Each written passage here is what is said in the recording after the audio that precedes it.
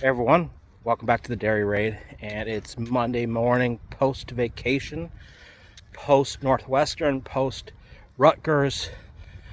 Lots to talk about, and I posted the question on the Twitter last week, soliciting questions from you guys for a Q&A that I was hopefully going to record while I was on vacation.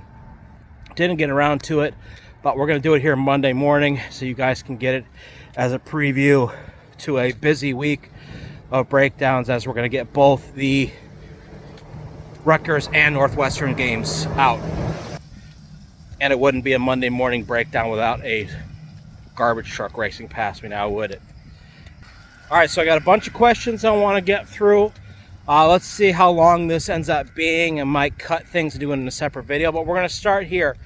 And the question, I've gotten this a lot. Gotten this question both as comments on some of my videos and also for this Q&A, and that is, why is Cade Yacamelli not getting the ball as much anymore? He deserves to be the number 2 running back ahead of Dupree at this point. And to that I say, only if you're looking at seniority. And with all due respect to Cade, he only has a year of experience on Dupree. But what it really comes down to, as to now that the running back by committee dynamic has changed after Ches walked away from the program, or stepped away from the program, that is, and it's turning into a traditional running back rotation with a lead back and then ancillary backs to fill in the gaps. What you're essentially seeing is now Cade Yacamelli is Tawee Walker's backup in the first and second down role. And Darian Dupree has, I think, solidified himself as the third down back and as the change of pace back, because he brings a different dynamic to the game than do Tawee and Cade Yacamelli. Cade Yacamelli is good at what he does. We saw it this week. We saw it against Rutgers with his late touchdown there. We saw against Northwestern with his late touchdown there. He has what he's good at. And for me, that's that pushing to the edge, put the foot in the ground, outside zone back. And he's very good at that. He's not as good on inside zone. He's definitely not as good on power plays. He still pitter-patters in the gap a little bit. He's less decisive. And when it comes down to it, you have to look at the quality of touches and who's going to give you better quality between him and Dupree.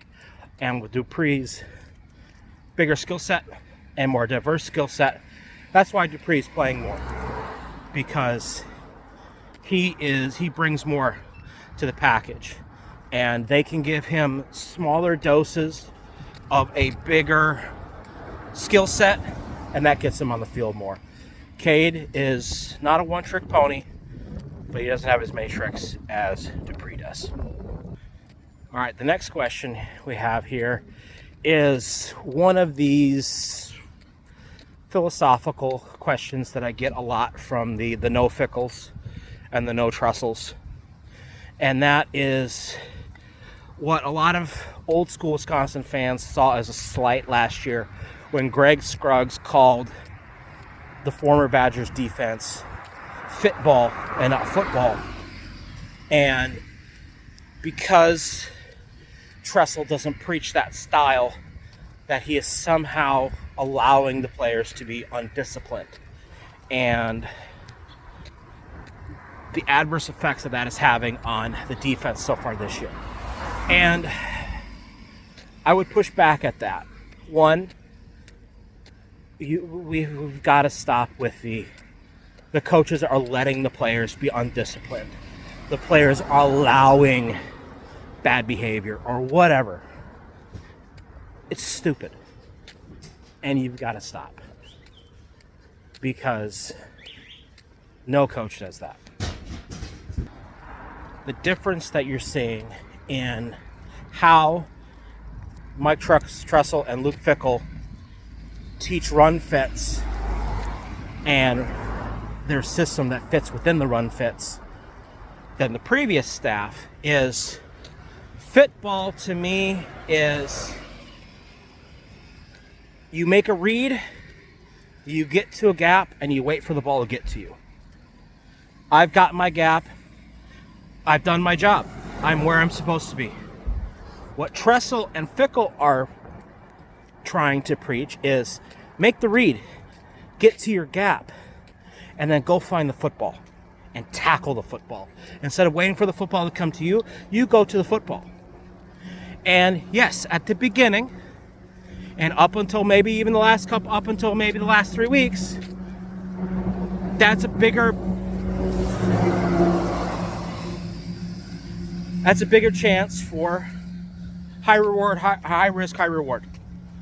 Fair enough.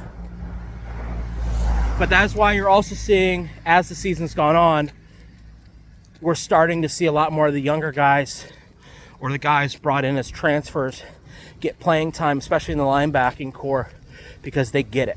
They understand the idea is, okay, I got to do my job. Part of my job is not only filling the gap, but finding the football and tackling it, not waiting for the ball to come to me. And I think the Badgers got away with that a lot over many years because they had a very solid linebacking core. And they had NFL defensive linemen in front of them. And we're rebuilding the roster. And do we have NFL linebackers on the roster? I think so. And it's not Jake Chaney. It's not Daryl Peterson. It's not those type of guys. It's the Tackett Curtises and the Christian Allegros and the Thomas Heibergers and the Lafayelles, all these guys. And they were brought in, or they're being brought in, because they fit the idea of filling the gap and attacking the football. So that's what we want to see. It is more aggressive. It's more fun for the players. And it's what you need to do if you want to elevate above having elite defenses against the Purdues, the Rutgers, and Northwesterns. You have to do something that takes you to the next level. I don't think we ever really saw that in the previous regime. We were very, very good against Big Ten teams, against the teams that we should be good against. But we need maybe that little spark to get to the next level and go a step higher. Next question. Simply put, why has the offensive line improved so much since last season? Simple answer, AJ Blazek and Casey Raubach. I'll give them both credit. They hit a home run with the hire of AJ Blazek and with the reassignment of Casey Raubach to an on-the-field role. I was so excited. I'll admit, you guys saw my videos where I went through my potential candidates for the job. AJ Blazek was not on that list, but once I knew it was him and did some research and looked into what he was as a coach and how he taught the game and how he saw the game, I knew he'd be a great fit, and he has proven to be one hell of an offensive line coach. And I hope that in the next couple years, when big name programs start calling, that Chris McIntosh ponies up the dough to keep him, because he is the reason why we're recruiting so well and why we're developing the players we have on the roster as we speak. And combining that, Kevin Haywood is playing right now as a number 2 left tackle. Can you imagine how good he's going to be in 2 years? And the guys coming up, O-line U is back, and it's because of AJ Blazek. Next question, back to the defensive side of the ball, and this is looking ahead a little bit to the Minnesota game But it's a philosophical question, or a system question that we can ask is, how is the defense set up to stop a play like the double screen? And when you have package plays like this, there's two different ways that you can really go about it. One is you pick your poison. When you have two options that a team can pick, you take away the one that is going to cause you the most problems. Okay? If it's a zone read heavy team, you decide who you want to have the ball. If it's an RPO heavy team, all right, you take away, are we worried about the run aspect? We worry about the pass aspect. We take that away. And that leads into the second part, where when you have so many different options on the field at the same time, the easiest way to stop it is just to match up and play man-to-man coverage, play tight man-to-man coverage, and take away how a screenplay is set up. A screenplay is set up by creating angles, by forcing the defense to play levels and sneaking the ball behind the level.